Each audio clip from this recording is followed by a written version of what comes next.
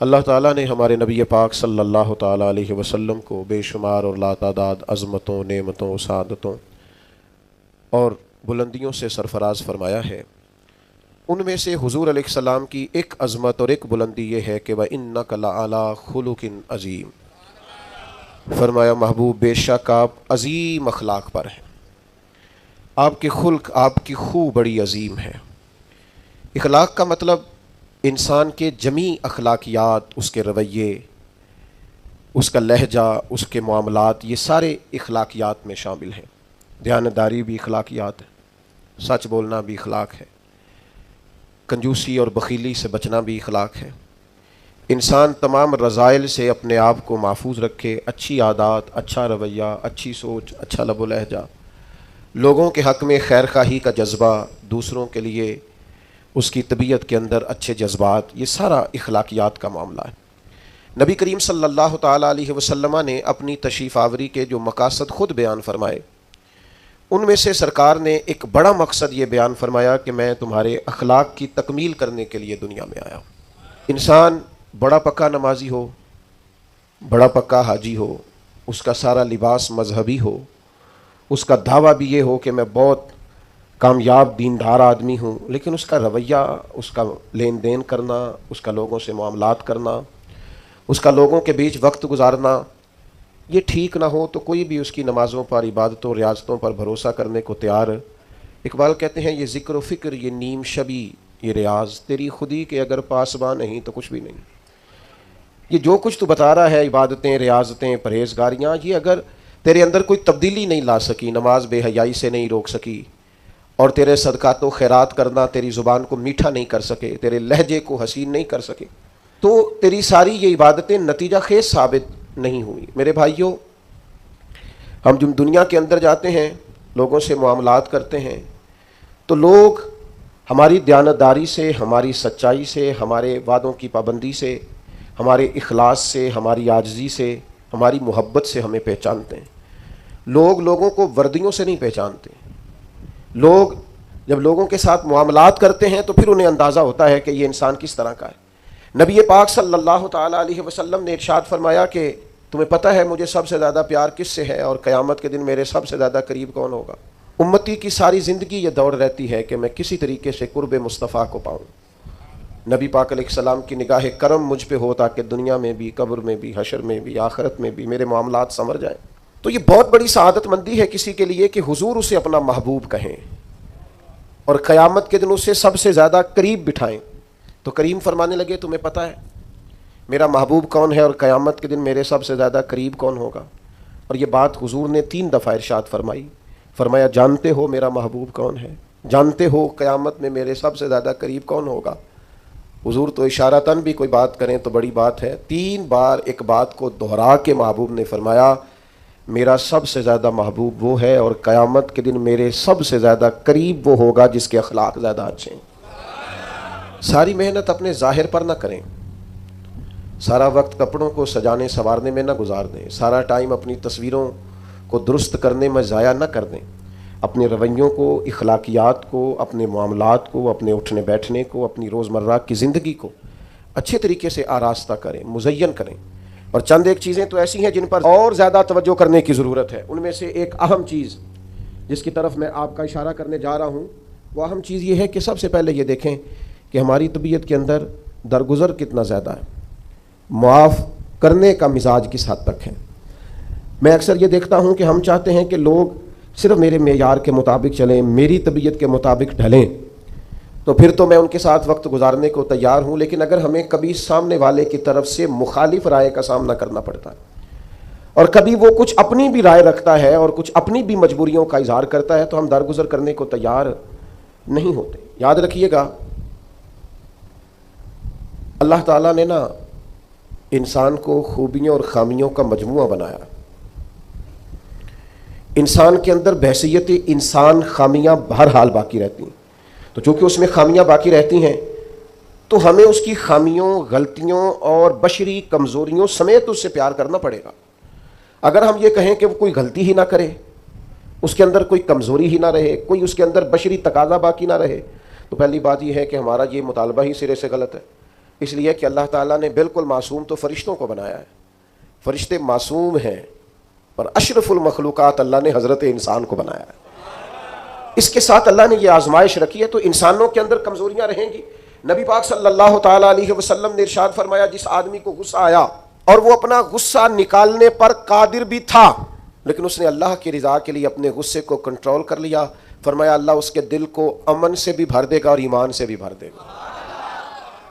نہیں، غصے کو کنٹرول کرنا ایمان کی مضبوطی کا باعث بنتا ہے۔ ہوں گے کچھ لوگ بیچارے جو کمزور ہوں گے، کچھ نہیں کہہ سکتے، آپ کا غصہ سہتے ہوں گے، یا کچھ ایسے لوگ ہوں گے جو آپ سے محبت بے پناہ کرتے ہوں گے، اس لیے آپ کا غصہ برداشت کرتے ہوں گے۔ لیکن حضور نے جو ہمیں اخلاقی رویے سکھائے ہیں، ان میں تو محبوب نے فرمایا وہ پہلوان ہے جو اپنے آپ پر کنٹرول کرے، اپنے آپ کو قابو میں رکھے، اپنے غصے کو، غیظ و غضب کو وہ ذرا سنبھال کر رکھے۔ ہم اپنے آپ پر کنٹرول نہیں رکھتے، بہت ساری باتیں ہیں جو ہم کر لیتے ہیں، لیکن چونکہ مومن ہیں، حضور علیہ السلام کے غلام ہیں، مجھے اچھی طرح پتہ ہے کہ سینکڑوں ہزاروں لوگ ایسے ہیں جن کو بعد میں پچھتاوا ہوتا ہے کہ مجھے یہ بات نہیں کرنی چاہیے تھی، مجھے اس طرح کا رویہ نہیں رکھنا چاہیے۔ کچھ بولیاں بول لیتے ہیں، لیکن چونکہ اندر ایک مومن بستا ہے، حضور کا غلام بستا ہے، تو پھر دل پچھتاتا ہے، سینے میں بات کٹکتی ہے۔ میرے بھائی بہت پہلے سے اپنے اوپر کنٹرول کریں، اپنے آپ کو غیظ و غضب سے، ناراضگی والے جملے بولنے سے بچائیں۔ ہاں بالکل ناراض نہ ہونا بھی زیادتی ہے، ناراض ہونا بھی چاہیے، اور بڑا زبردست ہونا چاہیے، سخت شدت کے ساتھ غصہ کرنا چاہیے، پر کب؟ جب اللہ کی حدوں کو توڑا جائے، جب شریعت کی مخالفت کی جائے اور بے جا دین کی باتوں کو چھوڑا جائے، اللہ کی رضا کے لیے ناراض ہو۔ سیدہ طیبہ طاہرہ حضرت عائشہ صدیقہ رضی اللہ تعالیٰ عنہ فرماتی ہیں کبھی اپنی ذات کے لیے حضور ناراض نہیں ہوئے، لیکن اگر اللہ کی حدیں توڑی جاتی تھی تو ناراض ہوتے تھے۔ چاہیے نا والد کو کہ بیٹا جان بوجھ کے نماز چھوڑ دے تو ناراض ہو، بیٹی پردہ نہ کرے تو ناراض ہو، چاہیے نا اسے کہ اگر اس کے گھر کے اندر کوئی غیر شرعی کام ہو رہا ہو تو وہ ناراضگی کا اظہار کرے، حکمت کے ساتھ سمجھائے، دانائی کے ساتھ تبدیل کرنے کی پوری کوشش کرے۔ آپ کا دل اس وقت پوری طور پر ناراض ہو جب آپ شریعت کی مخالفت ہوتے ہوئے دیکھیں۔ 10,000 گم ہونے پر تو جس کا دل پریشان ہوتا ہے، لیکن نماز ظہر قضا ہونے پر جسے کوئی اثر نہیں ہوتا، جو چند منٹ، آدھا گھنٹہ، پونا گھنٹہ نوکری سے لیٹ ہو تو احساس پیدا ہوتا ہے، لیکن کئی دن بیت گئے، فجر نہیں پڑی، کتنے دن گزر گئے، سویرے اللہ کی بارگاہ میں نہیں اٹھا، توجہ نہیں ہوتی۔ 2 حدیثیں اکٹھی عرض کرنے لگا ہوں، آپ نے ان دونوں روایات پر غور کرنا ہے۔ ایک قاضی اجاز رحمۃ اللہ علیہ نے شفا شریف میں لکھی اور ایک امام احمد بن حنبل نے اپنی مسند میں نقل فرمائی۔ صحابہ فرماتے ہیں غزوہ احد کے موقع پر ہم نے نبی پاک علیہ السلام کے رخ زیبا پر خون بہتا ہوا دیکھا، کفار نے سنگ باری کی، تکلیف دی حضور کو، مقدس رخساروں پر خون بہا۔ ہم نے عرض کی یا رسول اللہ دعا کرے نا یہ برباد ہو جائے۔ نبی پاک علیہ السلام نے فرمایا مجھے لان تان کرنے والا نہیں بنا کے بھیجا گیا، مجھے رحمت بنا کے بھیجا گیا۔ اور نبی کریم نے دعا فرمائی یا اللہ انہیں ہدایت عطا فرما۔ اس موقع پر جب حضور کو ذاتی طور پر تکلیف دی گئی ہے، مقدس چہرہ نور پر خون بہ رہا ہے اور صحابہ کے کلیجے پھٹ رہے ہیں، اور احد کے میدان میں حضور کا وہ رنگین چہرہ خون سے بھرا ہوا دیکھ کر طبیعتیں مچل رہی، تڑپ کے عرض کی حضور کریں دعا یہ تباہ ہو جائے۔ فرمایا نہ بھائی، وہ لان تان کرنے والا نہیں، مجھے تو رحمت بنا کے بھیجا گیا۔ لیکن میرے عزیزو، غزوہ خندق کے موقع پر جب دشمنوں سے دفاع کرتے وقت نماز عصر مسلمانوں کی قضا ہوئی تو حضور نے ہاتھ اٹھا کے عرض کیا، کہا اے اللہ ان کے پیٹ آگ سے بھر دے جنہوں نے ہماری نماز عصر لیٹ کی، ہماری نماز لیٹ کر دی، صلاۃ وسطیٰ لیٹ کر دی، ہمیں تیرے حضور جھکنا تھا، ہمیں وہ نماز پڑھنی تھی جو بڑی قیمتی ہے، نماز عصر انہوں نے ہماری نماز لیٹ کر دی، ان کے پیٹ آگ سے بھر دے۔ حضور کا سارا چہرہ لہو سے بھرا ہے، پر ذات کے لیے دعا نہیں کی کہ یہ تباہ ہو جائیں، پر ایک نماز لیٹ ہو گئی۔ صحابہ کی عصر قضا ہوئی تو کریم نے ہاتھ اٹھا کے کہا یا اللہ بھر ان کے پیٹ آگ سے۔ او سنگیو، آؤ یارو اپنا اخلاق تو دیکھیں، میری بھی فجر قضا ہے، میرے پتر کی بھی قضا ہے، میری جوان بیٹی بھی جم کے سو رہی، کبھی ماتھے پر شکن تک نہیں آئی، لیکن میری روٹی لیٹ ہو جاتی ہے تو میں سارا گھر سر پہ اٹھا لیتا ہوں، زمین آسمان ایک کر دیتا ہوں۔ میرے بچے، آپ کے بچے ہماری نگاہوں کے سامنے وہ پوری طرح بری سوسائٹی کا شکار ہو جائیں اور وہ جانے کس کس گناہ میں لگ جائیں، معاذ اللہ شکن تک نہیں آتی، لیکن میرے کپڑے وقت پر استری نہیں ہوئے، مجھے ٹائم پر فلاں چیز نہیں دی گئی، آسمان سر پہ اٹھا لیا جاتا ہے۔ حضور نے تو ہمیں یہ اخلاق سکھایا ہے کہ لہو سے تیرا وجود بھی ذات کے لیے بھر دیا جائے تو زبان سے لان تان نہ کرنا، یہ تیرے نبی کا طریقہ ہے۔ ہاں، اس شخص سے بچنا جو تیری نمازوں کو قضا کرنے کا ذریعہ بنے۔ ایسے لوگوں کے بارے میں تیرا رویہ سخت ہونا چاہیے جہاں تیری عبادات، تیری اللہ کی بندگی داؤ پہ لگتی تجھے نظر آئے۔ خدا را، دین کا مزاج تو سمجھیں، ہم کس طرف چلے۔ اور پھر یہاں میں بڑی ذمہ داری سے یہ بات بھی عرض کر دوں، حضور راضی نہیں ہے اس بندے سے جو میلاد کی جھنڈیاں لگائے اور نماز چھوڑ دے، جو جلسہ وقت پہ کرائے، محفل کے لیے صبح شام ایک کر دے اور نماز کے معاملے میں سستی کرے۔ ایسے ہی جان بوجھ کر اگر بلی کو دیکھ کر کبوتر آنکھیں بند کرے گا تو اس کا معنی کیا ہے؟ آپ کے چھپ جانے سے اور ذرا کسی برکت والی چیز کے پیچھے چھپنے سے شریعت کا حکم بدل جائے گا، اصل چیز تبدیل کر دی جائے گی۔ حقیقتیں رہتی ہیں، حقیقت چھپ نہیں سکتی بناوٹ کے اصولوں سے، اور خوشبو آ نہیں سکتی کبھی کاغذ کے پھولوں سے۔ شریعت کا حلال حلال رہے گا اور حرام حرام رہے گا۔ تھوڑا سا اپنی ذات کے لیے معافی دے کے تو دیکھیں، غلطی ہو گئی ہے بہو سے، اس کے ابا جی نے پنچایت میں آ کے پگڑی کھول کے تیرے پیروں کے سامنے رکھ تو دی تھی، اس کے بھائی نے ہاتھ بھی باندھے تھے کہ آئندہ نہیں کرے گی، چل کر دے معاف، کوئی بات نہیں، کوئی کفر نہیں ہو گیا۔ ہو گئی ہے نا غلطی تیرے ملازم سے، بیچارہ غریب ہے، وہ کہیں اور جا کے اس عمر میں بڑھاپے میں کہاں نوکریاں ڈھونڈتا پھرے، چل ہو گئی ہے غلطی، معاف کر دے، درگزر کر دے۔ چل تیرا پڑوسی غریب آدمی بھول گیا تھا، تھوڑا سا کر دے درگزر۔ لیکن ہم اس معاشرے اور سوسائٹی میں رہتے ہیں جہاں ہر وقت جج بنے رہنے کا شوق ہے لوگوں، فیصلے کرنا اور مطلق العنان بن کے کرنا، اور بس جی بس میں نے کہہ دیا ہے، اب دوبارہ سے میں کسی کی بات نہیں سنتا۔ آپ مجھ سے ناراض نہ ہو جائیں تو یہاں تو مسجد کی کمیٹی کا صدر کسی سے کنٹرول نہیں ہوتا، سارا کچھ بگڑتا ہے تو بگڑ جائے الا ماشاءاللہ، لیکن ہمارا مزاج ہے ماں بدولت نے جو کہہ دیا وہ ہو کے رہے گا۔ پتھر برسانے والے، تکلیفیں دینے والے، اذیتیں دینے والے حضور کے سامنے گردنیں جھکائے کھڑے تھے، بتاؤ بھائی تمہارے ساتھ کیا سلوک کروں، فتح مکہ کے دن اعلان ہو رہا ہے۔ انہوں نے پتہ کیا کہا؟ انہوں نے میرے محبوب کے عظمتوں والے باپ کا ذکر چھیڑ دیا، کہنے لگے آپ بھی بڑے ہی کریم ہیں، اور آپ کے والد عبداللہ بھی بڑے ہی کریم تھے، بڑے کریم باپ کے بیٹے ہیں آپ، وہ بڑے کریم تھے۔ نبی پاک علیہ السلام نے فرمایا اگر تم نے یہ کہا ہے تو جاؤ، پھر تم پر کوئی بدلہ نہیں، تمہارے ساتھ وہی سلوک کرنا ہے جو جناب یوسف نے مصر آئے ہوئے بھائیوں کے ساتھ کیا تھا، انہوں نے کنویں میں پھینکا تھا اور جناب یوسف نے سینے سے لگا لیا تھا، لہذا تمہارے ساتھ وہی کچھ کرنا ہے۔ وہ لوگ، حضور نے انہیں معاف کر دیا۔ میں اگر ایک جملہ کہوں تو شاید آپ کو اچھا لگے اور آپ کہیں کہ یہ جملہ کوئی کسی اچھے ادیب نے اور کسی اچھے دانشور نے بڑی اچھائی سے کہا ہے۔ حضور نے انہیں معاف کر کے رہا کر دیا، پر وہ قیامت تک کے لیے میرے نبی کی زلف کے قیدی بن گئے۔ فرمایا جاؤ نا، جاؤ میں نے تمہیں رہا کیا۔ نبی پاک علیہ الصلوۃ والسلام نے انہیں رہائی دی اور انہوں نے بلند آواز سے کلمے پڑھنے شروع کر دیے۔ وہ سارے حضور کی زلف نازنی کے غلام ہو گئے۔ معاف کر کے کسی کو غلام بنایا جا سکتا ہے، بدلہ لے کر غلامیاں نہیں ہوتی، محبتیں پروان نہیں چڑھا کرتی، لیکن وہ ہماری طبیعت ہے نا، مزاج ہے۔ ایک تو معاف کریں، دوسری بات ہمارے جو ماتحت لوگ ہیں نا، ماتحت، ان کے بارے میں اپنا رویہ ٹھیک کریں۔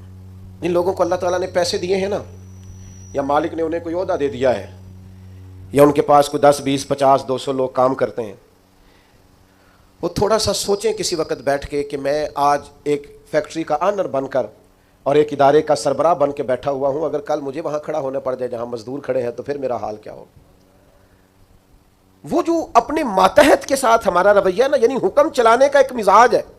میں ایک دفعہ ایک بڑی محفل نعت میں مہمان خصوصی بنا لیا گیا، تو میں نیچے اتر رہا تھا تو کوئی صاحب تھے اس محفل میں جو کسی خاص نشست پر وہ بھی بٹھائے گئے تھے، اور میرے ساتھ وہ باتیں بھی کر رہے تھے۔ باتیں کیا کرنی ہوتی ہیں، بعضوں کا زیادہ مسئلہ تو تصویروں کا ہوتا ہے، تو بھی چل رہی تھیں اور نظام چل رہا تھا آگے آگے۔ تو میں جب نیچے اترا تو ایک غریب آدمی میرے گلے میں پھولوں کا ہار ڈال کے کہنے لگا پیر صاحب میں بھی سینہ ملا لوں۔ تو ان سے سینہ جو ملا تو میرے کان میں کہنے لگے وہ جو آپ کے ساتھ کان میں ہنس ہنس کے باتیں کر رہا تھا، محفلیں بڑی بڑی کراتا ہے، اسے کو مزدوروں کا حق بھی صحیح ادا کیا کرے۔ آج بھی کیتی جاندے ہو تے لہو بھی پیتی جاندے ہو، کھو کے مال یتیماں دا بھیج مسیتی جاندے ہو، تسی پھٹ دلاندے سیندے نہیں، آ ٹوپیاں ہی سیپی جاندے ہو، نفس تے چھری پھیر دے نہیں تے دمبے کیتی جاندے ہو، فرض پلائی بیٹھے ہو، فرض پلائی بیٹھے ہو، فرض پلائی بیٹھے ہو۔ ਐਵੇਂ ਹੀ ਨਫਲਾਂ ਨੀਤੀ ਜਾਂਦੇ ਹੋ और दसो ते सही बुल्ले शाह एक ही कीती जाते हो। अजीब मिजाज है। नवाफिल कभी तरजीह उस तरह नहीं होनी चाहिए कि फर्ज पीछे रह जाए। बहरहाल जिसका जो हुक्म है वो बात वही आनी चाहिए। अपने मातहत के हक में एक शख्स ने हुजूर से पूछ लिया,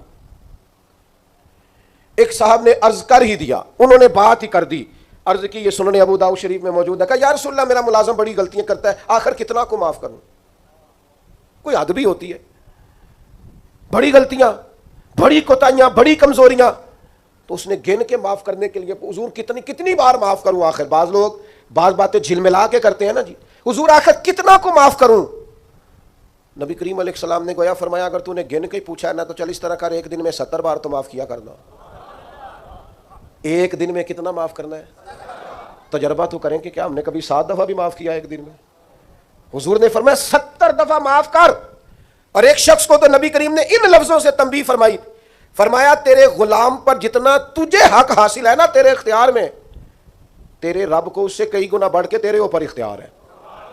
या रसूलल्लाह इनका करें क्या? तो नबी पाक ने फरमाया अपने गुलामों को इस तरह रखना, ये जो बड़ी बात करते हैं ना इंसानी हुकूक की, वो मुलाजम ਨੂੰ सूट दे रहे ने, कह नवा ही है, मैं कदी वारी पाया है, नवा ही है, लिहाजा तो भाई आपको बगैर जो नहीं पहना था वो देना चाहिए था ना, मुलाजम को नया खरीद के देते ना आप। यहाँ तो लोग ज़कात बांटते हैं अपने मुलाजमों पे, तो सियासी ज़कात बांटते हैं। हाँ उसको पैसे जो जो वक्त वो वक्त काम आ जाएगा, थोड़ी थोड़ी करके वहां वहां बांटो, जब टाइम मिलेगा तो बुला लेंगे। खूब करे हम तो से थोड़ा सा गिला भी सुन ले, गोली अगर चेक कड़वी है पर हो सकता है शिफा हो। हर दीनी काम में भी सियासत करते हो, जात के लिए इस्तेमाल करते हो। सुनो ये मेरे नबी पाक का इखलाक है। या रसूलल्लाह गुलामों से किस तरह गुजारा करें? फरमाया जिस तरह का खुद खाना उसी तरह का इन्हें भी खिलाना, जिस तरह का खुद पहनना उस तरह का इन्हें भी पहनाना, सियासता में मौजूद है। और फरमाया इनकी ताकत से बढ़कर कभी इन्हें काम ना बताना। और मेरे महबूब के गुलामों ने तो इस तरह अमल किया कि हजरत अबू ज़र गिफारी जैसे सरदार अपने घर से निकले तो गुलाम साथ था, सामने से एक सरदार देख के हैरान हो गया, कहने लगा अबू ज़र ये कौन है? फरमाया मेरा गुलाम है। कहा दो गई यार, उसके कपड़े कीमती हैं और तुम्हारे कमजोर हैं, ये इनकलाब कैसे आया? तो जनाब अबू ज़र गिफारी फरमाने लगे ये मेरा इनकलाब नहीं, ये मोहम्मद अरबी का दिया हुआ इनकलाब है।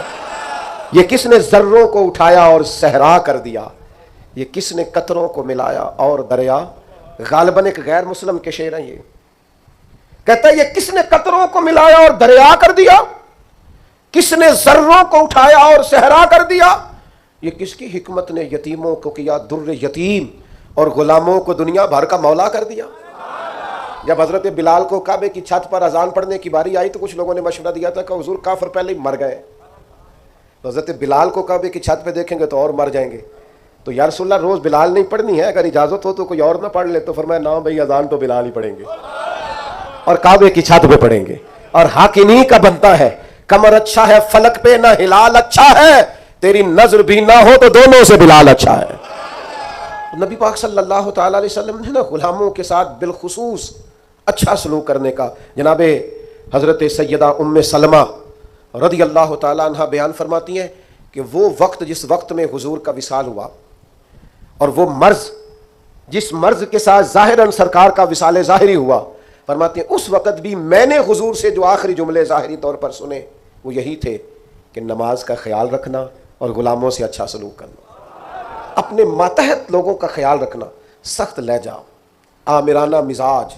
मेरा एक जानने वाला शख्स है, उसके यहाँ से ना कोई 40-50 लोग तनख्वाह लेते हैं, कोई धारा है तो उसका बनाया हुआ, तो 40-50 लोग तनख्वाह लेते हैं। तो एक दिन किसी तनख्वाह लेने वाले शख्स ने उससे आके कहा यार इदारा तेरा है तो हम तेरी कदर भी करते हैं, तो दिल करता है तनख्वाह तू दे। तो उस बंदे ने रोना शुरू कर दिया, कहने लगा गरीब माँ का बेटा हूँ और किसान बाप का बेटा हूँ, किसी को तनख्वाह देते डर बड़ा लगता है। ये तो अल्लाह ने ड्यूटी लगा दी, डर लगता है। अगरचे मेरे साइनों से जाती है, मेरी इत्तला से जाती है, पर मुझे डर आता है, मुझे खौफ आता है। मैं और किसी को तनख्वाह दूं, मैं और मैं ना ना ना, तो मुझे खौफ आता है। ये बाहर बाहर ही कोई और ही करे, मेरे वाला काम।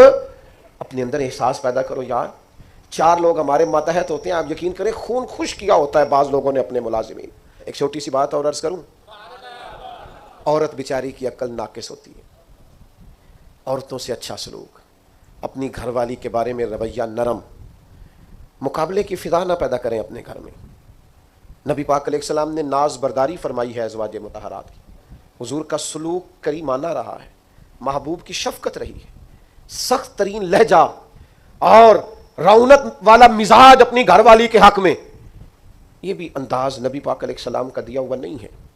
حضور نے فرمایا تم میں سے سب سے بہتر وہ ہے جو اپنے گھر والوں کے لیے بہتر ہے، اور فرمایا میں تم سب سے بڑھ کر اپنے گھر والوں کے لیے بہتر ہوں۔ دوستوں کے ساتھ خوش گپیاں اور دیر دیر تک خوشگوار موڈ، اور گھر جاتے ہی لہجہ ترش، اور جناب آپ بابا میں تھکا ہوا آیا ہوں، میرے پاس ٹائم نہیں ہے زیادہ باتیں سننے کا، یہ حضور کا دیا ہوا اخلاق نہیں ہے۔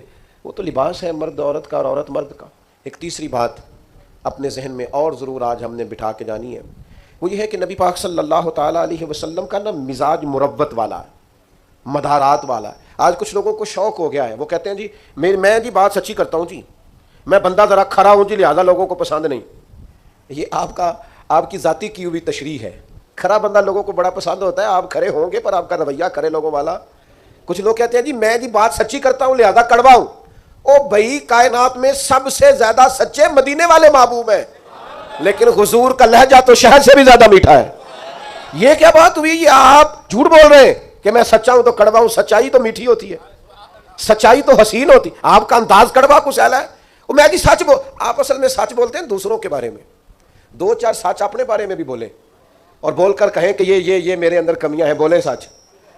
دوسروں کی غلطیوں کا تو شک ہوتا ہے نا، اپنا تو بندے کو پاک ہوتا ہے نا کہ یہ میرے اندر ہے۔ اپنی چھپائے پھرتے ہو، اپنیوں پہ پردے ڈالے ہوئے ہو، اپنے اوپر ملمر میک اپ کیے ہوئے، دو چار سچ اپنے بارے میں بولو نا، پتہ چلے تم نے تو جب بھی سچ بولا ہے دوسرے کے بارے میں بولا ہے۔ تو یہ ملوث مدارات نبی پاک کے غلام بیدام تھے صحابہ۔ حضور کبھی کسی کا نام لے لیتے تو وہ سمجھتے کہ ہماری تو معراج ہو گئی ہے، اور حضور کسی کو نام لے کے بھی ڈانٹ دیتے تو وہ سعادت سمجھتے، قربان ہوتے۔ لیکن یہ میرے نبی پاک کی مروت کا انداز ہے، یہ حضور کی مدارات۔ کچھ لوگ کہتے ہیں جناب وہ آپ کے ڈھیلے ڈھالے ہونے سے حالات خراب ہوئے ہیں۔ او بھائی کیا کرے، لہجہ مروت والا ہے، کیا کرے انداز پیار والا ہے، کیا کرے کوشش کرتے ہیں، ہمت پکڑتے ہیں، دل کرتا ہے کئی دفعہ چار سختیاں میں نے بھی کرنی ہیں، پر وہ کیا کریں، کسی فقیر کے ہاں بیٹھنے والے ہیں، انہوں نے اندر سے وہ سارا انداز ہی سارا نکال دیا ہے۔ نبی کریم صلی اللہ تعالی علیہ وسلم کسی صحابی کا نام لے کر بھی اگر کبھی اس کو سمجھا دیتے تو وہ اپنی سعادت سمجھتا، لیکن حضور کی بارگاہ میں اگر کسی کی شکایت آتی تھی نا تو نبی پاک کبھی بھی اس کا نام لے کر بات نہیں کرتے تھے، مجموعی بات کر دیتے، فرماتے لوگوں کو کیا ہو گیا ہے۔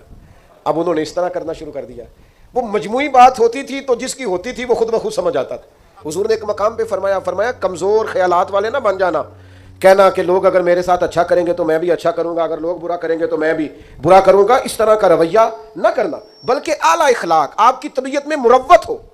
ایک صحابی حاضر ہوئے اور انہوں نے بڑی انوکھی بات کی، اور یہ جو بات انہوں نے کی ہے نا یہ میرا اور آپ کا بہت سارے لوگوں کا مسئلہ ہے، اس طرح کی باتیں ڈھیر سارے لوگ آ کے کرتے ہیں۔ انہوں نے آ کے عرض کی یا رسول اللہ صلی اللہ تعالی علیہ وسلم میرے چچا زاد بھائی ہیں، میں ہمیشہ ان کے ساتھ حسن سلوک کرتا ہوں، انہوں نے کبھی بھی میرے ساتھ نہیں کیا، مجھے جب بھی ان کی ضرورت پڑی ہے انہوں نے انکار کیا ہے، اور انہیں جب بھی ضرورت پڑی ہے میں حاضر ہوا ہوں۔ یا رسول اللہ اب تو میں اتنا پریشان ہوا ہوں کہ میں نے قسم اٹھا لیا کہ اب میں بھی ان کے کسی کام نہیں آؤں گا، طے کر لیا ہے۔ تو حضور حکم کیا ہے؟ میں قسم اٹھا آیا ہوں کہ بس ختم۔ تو نبی پاک علیہ السلام نے فرمایا میں تمہیں حکم دیتا ہوں کہ قسم کا کفارہ دے لے اور ان کے ساتھ اس نے سلوک ہی کر۔ تو اپنا رویہ ان کے بارے میں وہ نہیں کر سکتا جو ان کا رویہ، تو نے اس نے سلوک کے۔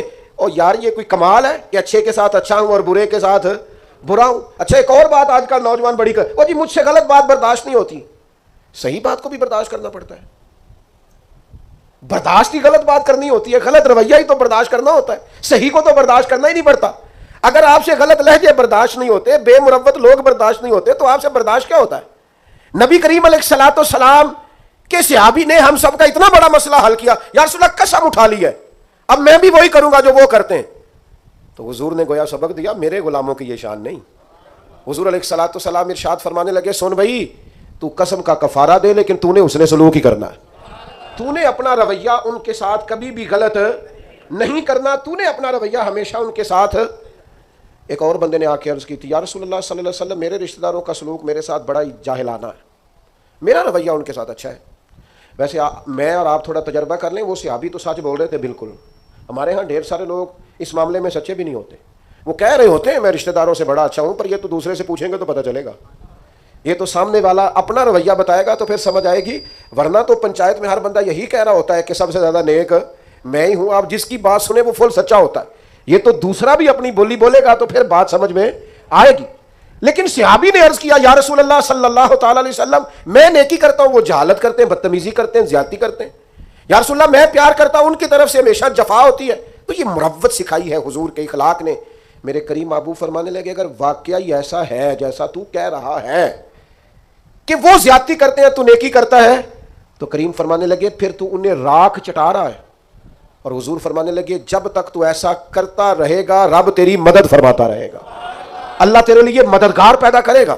اپنی مروت کو کبھی نہ کچلیں، سامنے والا کرے گا رویہ جس طرح کا بھی اس نے کرنا ہے، جو بھی اس کی طبیعت ہے وہ کرے گا، اور کرتے رہتے ہیں لوگ، لوگوں کی طبیعت ہوتی ہے وہ اپنے حساب سے چلتے ہیں، لیکن ہمیں اپنے رویوں کو کبھی بھی کمزور نہیں کرنا، کسی مقام پر بھی کوئی ایسا کام نہیں کرنا جس سے چھلکے کہ ہم نے مروت چھوڑ دی ہے۔ اور چوتھی اور آخری بات جس کے بعد ہم نے اختتام کی طرف بڑھنا ہے وہ یہ ہے کہ نبی پاک علیہ السلام نے ہمیں ایک بہت بڑا اخلاق یہ سکھایا ہے کہ نیکی ہمیشہ یک طرفہ کرنی ہے، نیکیوں کو تجارت نہیں بنانا، دوسرا بھی کرے گا تو پھر میں بھی کروں گا۔ یہ ہمارے ہاں نا ایک رواج ہے کہ وہ میری طرف آیا تحفے بڑھا کے تو پھر میں بھی اس کی طرف تحفے بڑھا کے جاؤں۔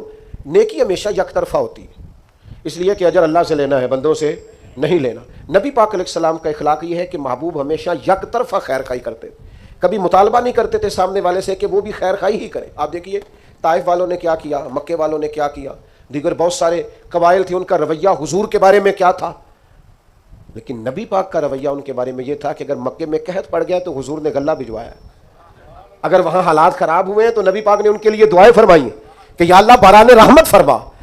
وہ لوگ بدر کے اندر تلواریں لے کر لڑنے کے لیے آئے، لیکن حضور کا عالم یہ ہے کہ محبوب فرماتے ہیں ان کی رسیاں ڈھیلی کر دو، اگرچہ یہ لڑنے آئے تھے اور ہمارے قیدی بنے ہیں، اگرچہ ان لوگوں نے بڑا ستایا تھا، پر حضور فرمانے لگے یہ ہائے ہائے کرتے ہیں تو مجھے نیند نہیں آتی۔ نیکی یک طرفہ ہوگی۔ آپ یہ اس چکر سے اگر تو اخلاق والا بننا ہے تو پھر اس چکر سے نکل آئے کہ میں نیکی کروں گا اور جواب میں دوسرا بھی نیکی۔ سینکڑوں لوگوں سے، اور اگر میں یہ دعویٰ کر دوں تو شاید سچا ہوگا کہ میں نے زندگی میں ہزاروں لوگوں سے بیٹھ کر گفتگو کی، لیکن ہمارا طریقہ کار وہ نہیں جو اعلیٰ اخلاق نبی کریم نے ہمیں سکھائے۔ ہم صرف اپنے دوستوں کی اور اپنے گروپ کی تعریف کرنے کے قائل ہیں، حق پرست نہیں رہے، ہم گروہ پرست ہیں۔ ہمیں اپنے گروپ، اپنے گروہ، اپنے لوگوں، اپنے حلقہ احباب مجھے کہہ لینے دو، اور صرف ایک ہی آستانے کے مرید اگر سارے ہو جائیں تو پھر ہی وہ ٹھیک ہو سکتے ہیں۔ اہل حق کا صحیح عقیدے کا بھی دوسرا بندہ ہو تو ٹھیک نہیں ہوتا۔ اس قدر زیادہ چھوٹی اور محدود سوچیں اور بس ایک مخصوص سے دائرے میں بند ہو کر زندگی گزارنے والے مسلمان، امت کا تصور کہاں گیا؟ ارسلت الی الخلق کی بات کہاں گئی؟ اس طرح کے کچے اور کمزور نظریات اور اس طرح کی پلپلی باتیں۔ میرے ایک دوست نے مجھے ایک دفعہ کہا، پیر بھائی نے کہنے لگے ہم کسی اور جگہ بھی جا سکتے ہیں، میں کہا پتر ایک نہیں تو 100 جگہ پہ جا، خیر مومن کی گمشدہ میراث ہے، جہاں سے ملے وہاں سے لے لو۔ ہاں ایک بات ضرور ہے، اس کو ضرور آپ ذہن کے اندر رکھیں کہ کسی مقابلے پہ نہ اتریں، کسی ایسے چکر میں نہ پڑیں۔ وہ کسی بزرگ نے کسی سے کہا تھا پیر 2 بھی ہو سکتے ہیں، اس نے کہا نہیں اس طرح کر، یہ رویہ بنا لے کہ والد ایک ہوتا ہے، چچا 15 بھی ہو سکتے ہیں، 20 بھی ہو سکتے ہیں، چلے اس طرح کا مزاج بنا لیں۔ لیکن ہماری طبیعت اور مزاجوں کے اندر جو گھٹن آئی ہے وہ خوفناک ہے۔ یک طرفہ نیکی کا مزاج بنائیں۔ تو ایک تو آپ کی خدمت میں آج یہ بات عرض کی ہے کہ کوشش کریں درگزر اور معافی کا مزاج پیدا ہو، اور دوسرا خاص کر اپنے ماتحتوں کے بارے میں اپنا رویہ ٹھیک ہو، اور تیسرا تھوڑا مروت والا مزاج بنائیں۔ ہاں جہاں حق بات کہنی ہو ضرور کہیں، لیکن کچھ مروت ہو، ہر وقت ہی تلخ رہنا اور بے باک رہنا اور جو منہ میں آنا کہہ دینا۔ قاتل کو کوئی قتل کے آداب بتائے، دستار کے ہوتے ہوئے سر کاٹ رہا ہے۔ اور کسی نے کہا تھا کہ تعلق توڑ دینے کے بھی کچھ آداب ہوتے ہیں اور کسی کو چھوڑ دینے کے بھی کچھ آداب ہوتے ہیں۔ کوئی تو مروت آپ کے مزاج میں ہو، ہر وقت کی تلخی، ہر وقت کی ناراضگی، کسی کے بارے میں آپ کے ہاں خیر کے جذبات نہیں، یہ کبھی ایسا رویہ نہ اختیار کرے۔ اور چوتھی اور آخری بات یہ، نیکی کو یک طرفہ بنائیں، نیکیوں کو تجارت نہ بنائیں کہ سامنے والا کرے گا تو پھر میں کروں گا۔ اللہ تعالی ہماری حاضری قبول فرمائے۔